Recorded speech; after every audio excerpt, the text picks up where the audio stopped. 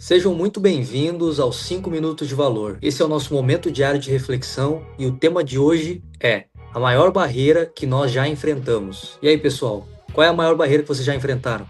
Olha, no meu caso, posso falar claramente sobre o medo, a insegurança, a dor de barriga que dá às vezes de falar em público.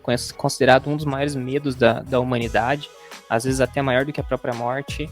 Isso acontece claramente porque o nosso cérebro interpreta essa exposição diante de outras pessoas, esse receio, esse medo, como uma fobia social às vezes. E tá ligada muito ao risco de rejeição, a preocupação do que os outros pensam sobre você. E como Nelson Mandela dizia, coragem não habita na ausência do medo, mas sim na nossa capacidade de enfrentá-lo. A insegurança nasce de uma forma perene e vai se construindo, se constituindo e crescendo em cada um de nós.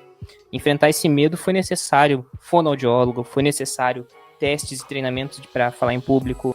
Como Dale Carnegie dizia no seu livro, falar em público com confiança. A oratória não é um dom, mas uma prática que a gente absorve. E muito tempo treinando, executando, praticando. E o medo não some.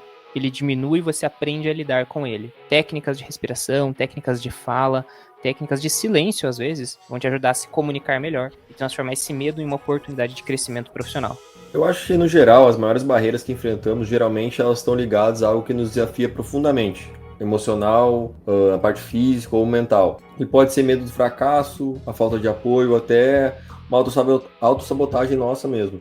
O primeiro passo para superar qualquer uma dessas barreiras é a gente reconhecer e entender o que ela representa para nós. Muitas vezes as barreiras nos forçam a confrontar nossas inseguranças para a gente sair da nossa zona de conforto. E para mim, o medo de dar o primeiro passo é a grande barreira, e eu acredito que ela seja universal. Para começar um novo projeto, para mudar de carreira, para começar um relacionamento, até às vezes para o cara começar um hábito saudável novo. O início parece o momento mais difícil. E esse medo geralmente está ligado a fatores como o medo do fracasso, da rejeição, às vezes o medo de um desconhecido, mas no final tudo é vaidade, é o medo, é o perfeccionismo, o medo do julgamento. E assim, o que acontece quando a gente dá o primeiro passo? A maioria das vezes a gente descobre que o medo era maior do que na nossa cabeça do que na realidade, que a ação vai criar um momento, um pequeno passo que leva para o próximo e assim por diante. E a gente vai ganhando confiança e vai percebendo que é capaz de agir mesmo com medo. E isso vai nos fortalecendo a nossa autoestima. Então, assim, eu acredito que essas barreiras são importantes,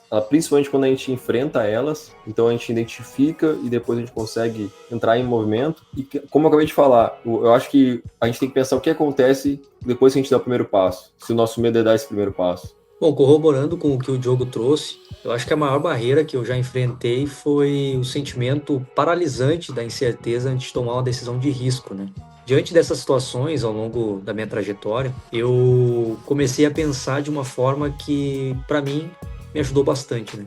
E eu costumo refletir que eu nunca perco. Ou eu ganho, ou eu aprendo, né? Diante das decisões que eu tomo. E também existem alguns princípios que me ajudaram a lidar com essas decisões difíceis, né? Que tem um risco muito grande atrelado, na maioria das vezes. O primeiro deles é que a gente tem que parar de interpretar as decisões como correr risco e começar a interpretar como fazer investimentos, porque a palavra risco, ela nos paralisa pelo fato de focar naquilo que a gente pode perder, enquanto o investimento foca naquilo que a gente pode ganhar, né? Claro, a gente tem que analisar, mas só o fato de a gente mudar a perspectiva já ajuda bastante. O segundo princípio é que a decisão ela acontece na ausência da certeza e não por causa dela. Então o ideal é a gente buscar a melhor decisão possível, mesmo que a gente tenha poucos dados. E a gente ter a capacidade de ajustar a rota com velocidade, né? Porque pelo fato de a gente ter poucos dados, talvez a gente tome a decisão errada. E aí com isso, se a gente tem essa capacidade de ajustar a rota com velocidade, a gente diminui o dano ocasionado por essa decisão mal tomada, né? E por fim, um outro princípio também bem interessante é a gente buscar algumas apostas assimétricas. E o que isso quer dizer?